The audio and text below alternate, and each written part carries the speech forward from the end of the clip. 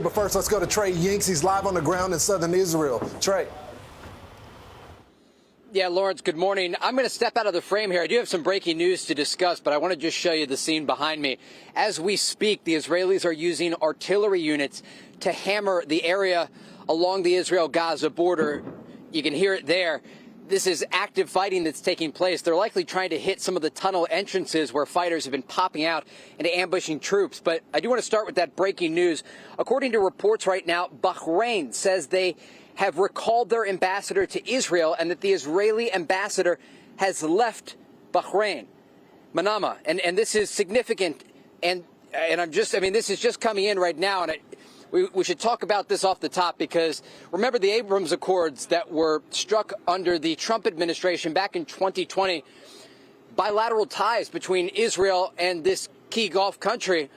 Bahrain said it is suspending the economic ties with Israel. So the very basis of what that agreement was built upon is now being suspended as a result of this conflict.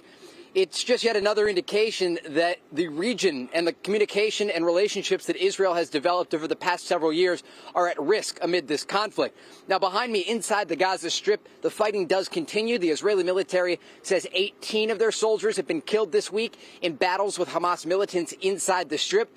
That number is expected to rise because they understand they are going to take heavy casualties amid these battles. They're using attack helicopters and fighter jets to provide air support to the infantry troops, but it is a challenging push into Gaza City, and we do understand that is the final goal in all of this. I do want to take your attention, though, to the southern Rafah crossing between Gaza and Egypt, where today, for a second day in a row, there are foreign citizens getting to cross into Egypt. After weeks of being trapped inside Gaza, they are now able to cross. Take a listen to one woman, an American citizen, who spoke about her experience while waiting at that crossing. The war just got escalated so fast. A lot of people are dying. A lot of people are under the rubbles of buildings. This is my 5th attempt to leave. We evacuated our house about 19 days ago. Right now I'm between ice and fire.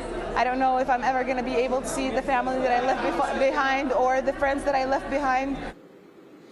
An incredibly difficult time. These people have been waiting inside Gaza, trying to get out for weeks since the war erupted following that massacre in southern Israel. We do understand there are Americans among this group, and we're working to determine exactly how many were able to cross today. Guys?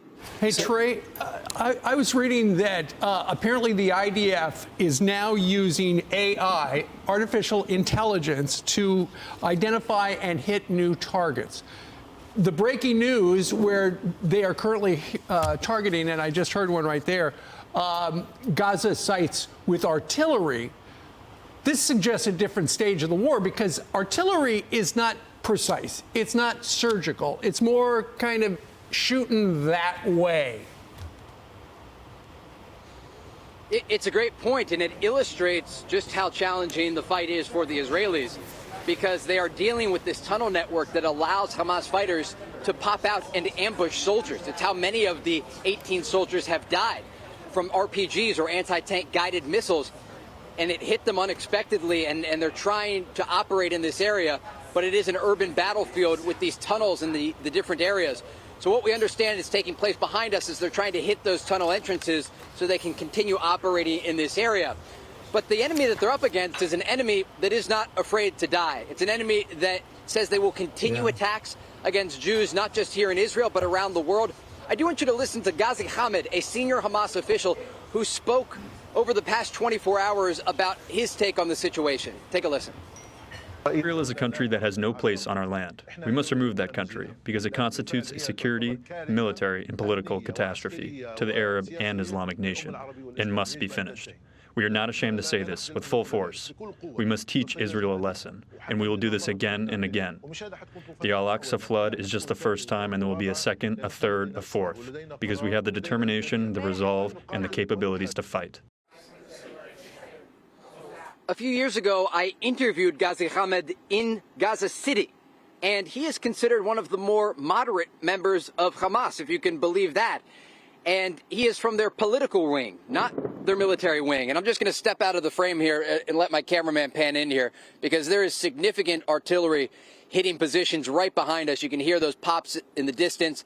That incoming artillery against those positions there, again, meant to support the infantry troops that we've actually been able to see. Earlier today, we could see individual soldiers inside the strip operating there. But back to Ghazi Hamid, the senior Hamas official, he is considered to be one of the more moderate members of Hamas, and he is saying that they are going to try to do this again, kill as many Israelis and Jews around the world as possible. He shows no remorse for the slaughter of civilians in the southern part of this country, and he's from their political wing. Guys? This is unbelievable. So, Trey, I think it's important for people at home to point out, and maybe the White House. I watched the whole interview, and I watched the other interview, other members of the political wing of Hamas interviewed. They never talk about a two-state solution. I never see a Palestinian say they don't speak for us. They always talk about wiping out Israel, not negotiating with Israel. The days of the 1990 Oslo Agreement, those are long gone. You can't, I don't think anybody in the West should be talking two-state solution till at least the other state wants to enter into that conversation. Have you heard about a two-state solution from Hamas's perspective? No. And senior Hamas officials are considered the people who are educated among the organization. Some of them that I've met in Gaza City actually received an education at universities in Europe. And those are the officials. We're not talking about the militants and the fighters that are fighting from a tunnel network. They're even more extreme. But in terms of what this means and how it is playing out around the world, I think it's important to note that there are protesters around the world echoing the sentiments of Hamas officials, and they're not calling for a two-state solution. And Israelis see that. They've seen the chants in the streets of major cities like New York, where people are saying, from the river to the sea, Palestine will be free. They're talking about the Jordan River and the Mediterranean Sea. In between is the state of Israel. And so they are calling for the annihilation of the Jewish state. And that's what Hamas is calling for. And so I don't know if those protesters don't understand what they are calling for, or if all of them genuinely believe there should be no Israel.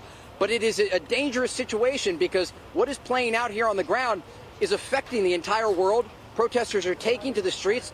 And when you talk with American Jews, people we've been talking with, getting their take on the situation here, they're terrified about what comes next, because they see the people that they're living next to, their neighbors, their fellow students at university, chanting and calling for the destruction of the Jewish state. Yeah, I mean, Trey, I've read a story in the New York Post this morning of how they were killing the babies, putting them in ovens and turning on the ovens. And one guy who is an Israeli, October 7th, going through and finding all this, he said he lost it for 5 days. He couldn't, he was just inconsolable. The stories are just so graphic. Are they worried when they're on a television station in Lebanon? We can hear that in the background. When he's on TV in Lebanon and promising to do this a second time, a third time, a fourth time, how are the Israelis? I know you said they're scared. Are they going to stay there? Are they going to move to another country? Some people are terrified about what comes next. Others are just determined to fight and destroy Hamas. What's interesting, though, is you've seen hundreds of thousands of Israelis from around the world actually come back home and go straight to reserve duty, head straight to their bases to serve their country and fight Hamas. And we should note here the difference between Hamas and the Palestinian people, and how complicated Hamas is creating the situation on the ground. There was a clip, and I want to just talk about it because it's really important. A clip that the BBC aired from inside Gaza of a family member, a woman inside Gaza, and she screams out after looking at her dead family member, it's these Hamas dogs that did this. Because they know the Hamas leadership is not fighting for the Palestinian people, they're fighting for themselves. And unfortunately, the people who are paying the highest price, it's the Palestinian people. Yeah. And there are many peaceful Palestinians. We know them. We have eaten with them. We've been to their homes for dinner during Ramadan.